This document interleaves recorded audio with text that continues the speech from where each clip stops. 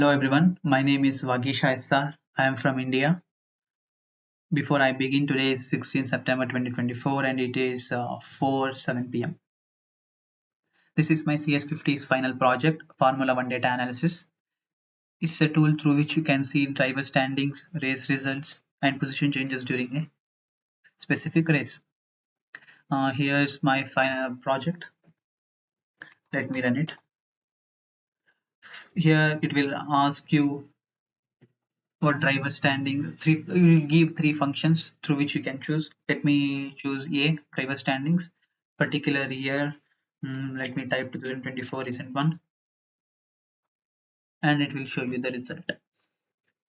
Driver standing, Max Verstappen, Landon, etc. Let me run the code once again. I will choose race result B option. Enter the F1 year. I will type 2021 race round. Let me type 10. Here's the result. It will show you the first race name and it will show you the result. And after, let me run the code once again. For now I will choose C. So here you have to choose the year between 2018 and 2024. Let me choose 2024. Enter the round. Let me type 10.